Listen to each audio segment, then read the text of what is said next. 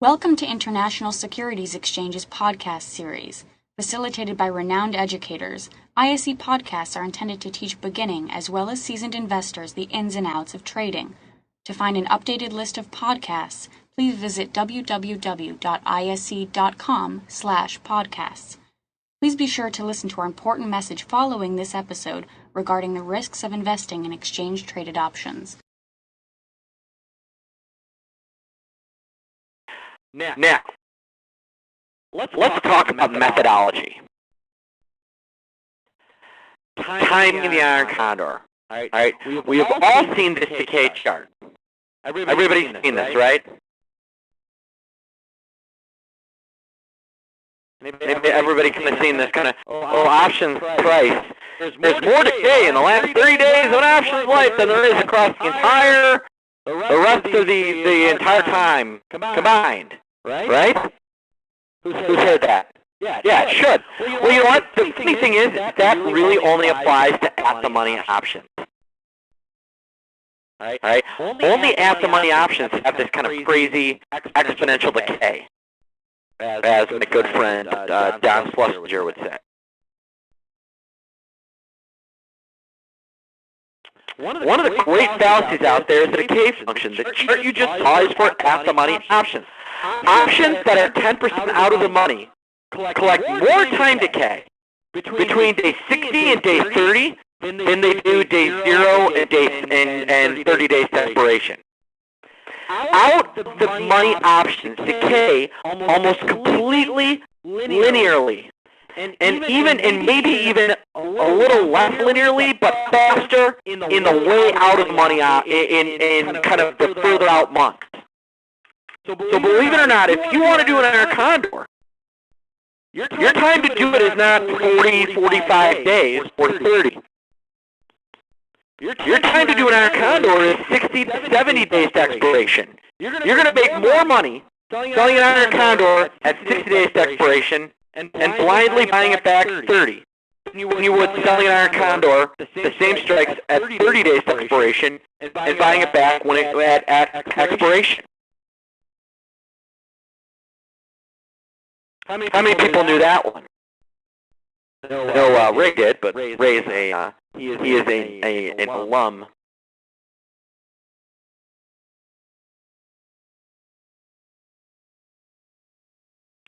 Yeah. Well, you're welcome. All right. So Condor guideline number 1. All right. Setup. That is the 5 to 15 delta strikes. Between 70 to 50 days, not 40 to 45, as many traders currently attempt to do now. So if you're setting things in that 5 to 15 delta range, which typically is about 10% out of the money, aim for 60 days to expiration. So when I say that I like the December condor,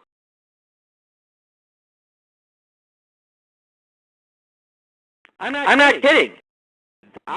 This is going to have much better odds of success than the November. How can you have an iron condor with two sides that are both at the money? That would be an iron butterfly, my friend. You wouldn't.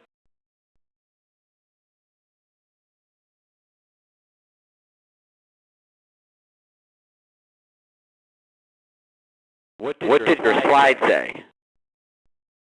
Set up an iron condor at the 5 to 15 delta strikes between 70 and 50 days to expiration, not the 40 to 45 days that many people think. Before this one. All right. I'll show you. Options, 10% out of the money, collect more time decay between day 60 and 30. I should probably flip-flop these, 60 and 30, than they do day 1 to 30. The chart you just saw is for at-the-money options, this time decay function.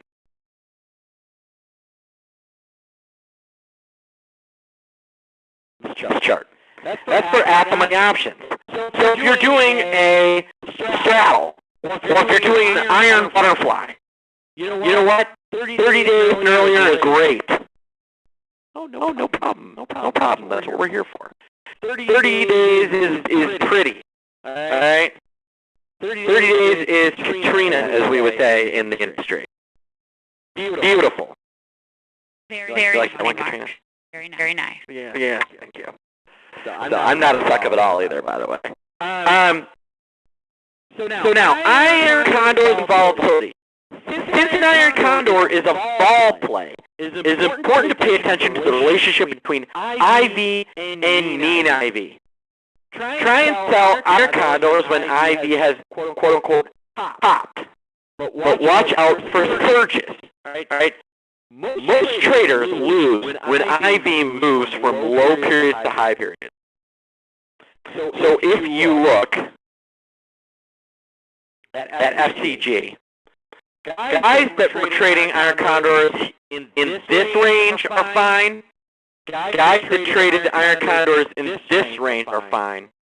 Traders that put on an iron condor somewhere around here, as it ran to here, they had some problems. Okay?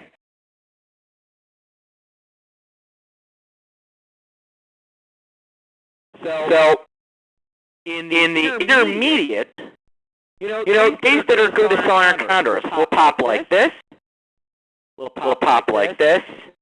Some of these little tiny pops. Nothing massive. All right? You don't want to sell an iron condor on heels of a massive surge. The best day to actually sell is not the day of the surge, typically a day or two after, when things calm down a little bit.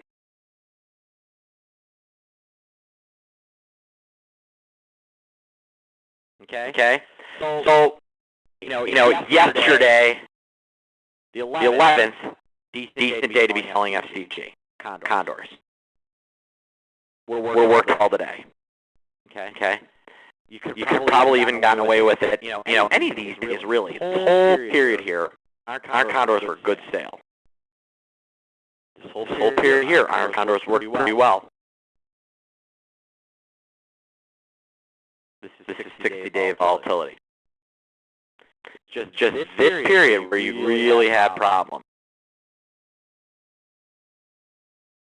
All right. I'm going to talk a little bit briefly about insuring in a second. All right. So when an option, and this is a 6-month chart. If you look at a 2-year chart, this time period doesn't look, these little surges here don't look like major spikes. So when you have a stock or ETF such as FCG, when it is in the lower quartile of volatility, you should be buying a little premium on the wings to protect yourself. So if you sell 25 of these and 25 of these, taking in 125 bucks, it does not cost a lot of money to go out and buy a very cheap put.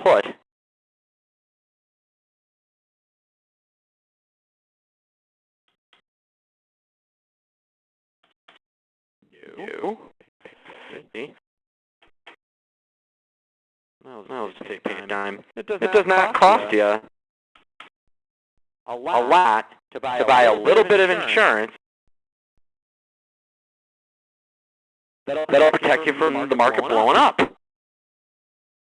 And so when vol is in the lower quartile, why wait a few days after the surge? Because that a lot of times it takes a minute for real, that surge comes with a blasted realized volatility. All right? IV and HV are interconnected. So take a look here. So here's, I'm going to pull up a 10-day vol chart. Take a look at this. Doesn't seem so high anymore, does it?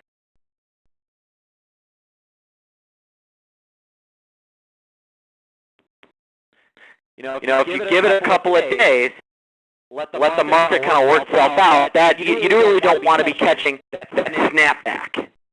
Okay?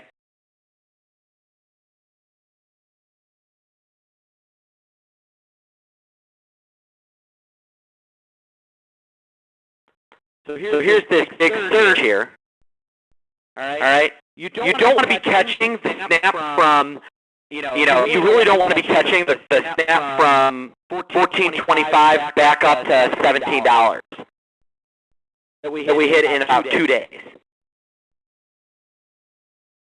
Anybody heard of the term snapback rally? These major surges usually have a nice little snapback rally in them. You want to avoid.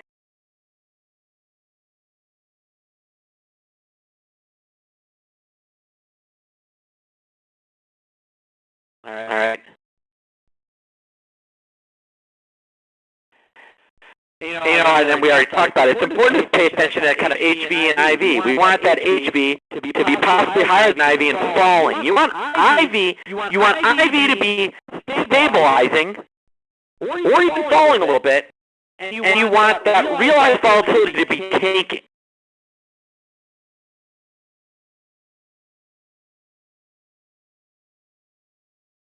All right. When the two are, when the two are on top of each other, that is bad. So like things that work for, I'm gonna back up the wall. Everybody able to follow this chart? This was kind of this is 30-day. Let me throw up 10. Believe it or not, this is actually kind of the peak time to be selling. The 19th. This whole period was actually probably pretty good. But if you cut on the 22nd, you're probably in good shape.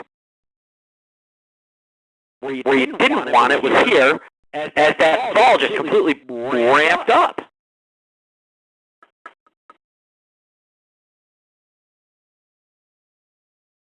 And we've already gone through it. All right, now this is somewhat personal preference. I find that I would rather, the wings, based on vol, you can either set up your wings at the kind of the same distance every month, 10% out of the money. All right.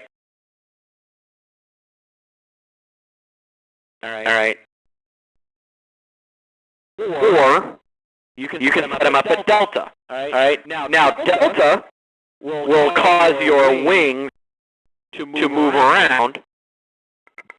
So when vol is low, you'll kind of the same consistent credit, but the width of your wings will tighten. All right. If you're using kind of the percent out of the money, you'll get variable credit. But when vol's real high, you'll do really well. I actually kind of use, I would rather have a tight iron. And now width. All right, is the other thing. There are people that will set wings up 3 points apart, 5 points apart. I found that the tighter is better because you get a more efficient capital usage. Now, if you've got a high commission structure, that's not the case. My personal preference is that, I want those tighter spreads. And it has a lot to do with skew. And I find it improves capital efficiency. However, open interest is bad. It can make, you may want to, you'll find that if there's a lot of open interest on strikes, it's easier to get them filled. It's true.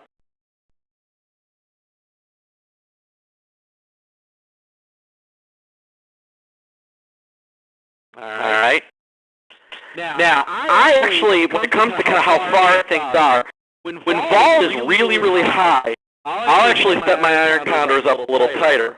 Then, I normally do 10 delta, 10 to 12 delta under normal vol circumstance. Now, when vol is really juicy, I'll sell my call at maybe a 10 or a 12 delta, but I'll actually raise my put. And that has to do with the skew curve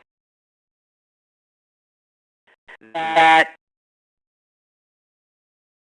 in December, you can see it actually really blows up how far out your put is. So you can actually cheat in on the put and raise that credit, and probably and typically have a massive amount of space. Sell.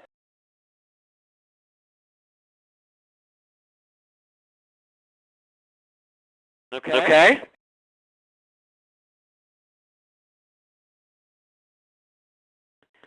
All right, there's no definition of a good payout. However, I'm going to show you a little trick that I use. Watch this.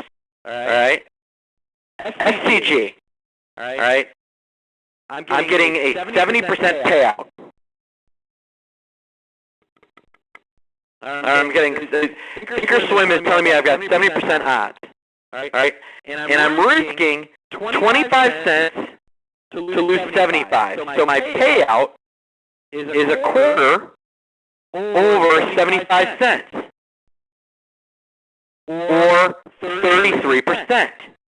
So what I'll do is I'll take the 33%. Oh, we lost sound?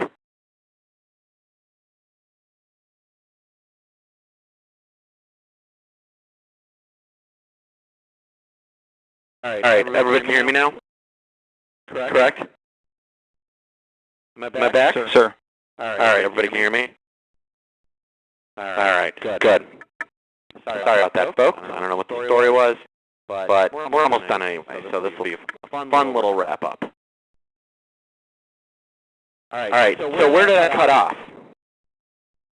Someone want to let me know where I cut off? Good to know that everybody's still intent on me finishing.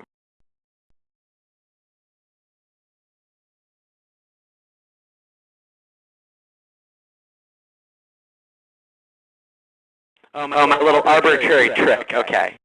All right. So here's kind of my little trick. All right. I'm looking at, and it's a little arbitrary, but I don't know. It seems to work for me. I take kind of the percentage odds that this trading software is giving the trade. I think it's 70% odds of success. Then I take my payout, which is 25%. Over my risk, which is 75 cents, and I'm getting 33% back on my risk. All right. So if I take, that's fine. But if I take the 33% and then add it to that 0.7, I get over 1. If I get over 1, I think that tells me that the payout is better than the odds being laid by Thinkorswim. Does that make sense? Kind of interesting. I mean, it's just, it tells me that there's maybe a little edge. Maybe I'm selling things a little better than I should be able to.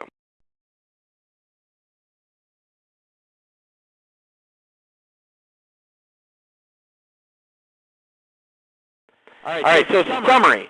Set up Iron Condor, near 60-day separation, at around those 10 or 12 deltas. All right, you can cheat in if vols really high. Try to collect enough to put odds in your favor, as I would say. Payout should be better than that probability of success. And you know, that SDG. At what point do I close the trade? That's a good question. My general rule is the following. Okay. One, I'm looking to collect at least half of my credit. All right. Two, my profit target is my maximum loss. All right. Adjustments, I'm not going to dig into adjustments today. We just don't have time. But I am looking to collect. I adjust at a third, and a third. When I'm down a third of my max loss, that's my first adjustment. When I'm down a third of my second third, 2/3 of my max loss, that's my next adjustment. And then if I hit my max loss, I'm out of the trade. That's it. Pretty simple. All right. Oh, here's the exit. Never lose more than your total credit. Never roll down or out of a call spread. It's just a bad idea. All right. You know, I don't really like rolling in a put spread either. All right. Try to be out of the trade by 30 days expiration. All right. And you know, that's kind of the summary. Delta neutral trades are vol plays. Our Condors are a play on volatility. Our Condors are more efficient further out in time, and you have to trade with discipline. Any questions? Here's kind of some things going on. All right. Any questions? Can you gamma scalp short gamma trades like these? You know, you can. I think you're probably going to give yourself a lot more trouble. I think if you really want to be short gamma and really thought that at the money vol is that overpriced, straddle's a better trade. The presentation will be available for download at the ICE place. Anything else? Thank you. I tried my best. All right, for information, you can email me, mark@optionpit.com, or you can dial our toll-free number, 888-TRADE-01, if you have any questions or you want to know more about Option Pit. We are the premier education and consulting firm in the United States. And if you'd like the PowerPoint slides, you can email me, mark@optionpit.com, and I'd be happy to send them to you.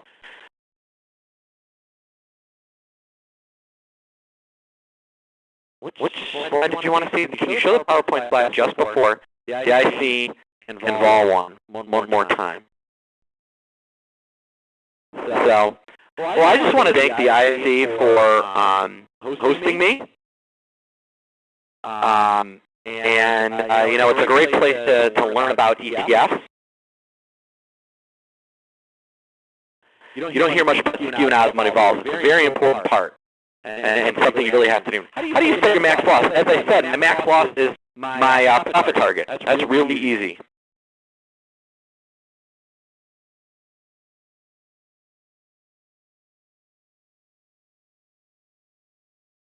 All right. So if you like the slides, mark@optionpit.com. All right. I do. I mean, skew and vols and stuff like that. That's kind of our forte here. We are. You know, like I said, I mean, we literally are the premier education firm in the world. So, looking no further than Option Pit for all your education needs. All right, and I want to thank Trina personally. She is such a joy to work with, and all of her ISC staff and everybody there. So, I hope everybody has a great day.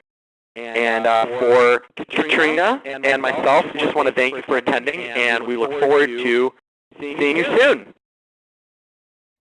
Thank you for listening to our podcast. To find more podcasts on options, stocks, alternative markets, and market data, please visit www.isc.com/podcasts.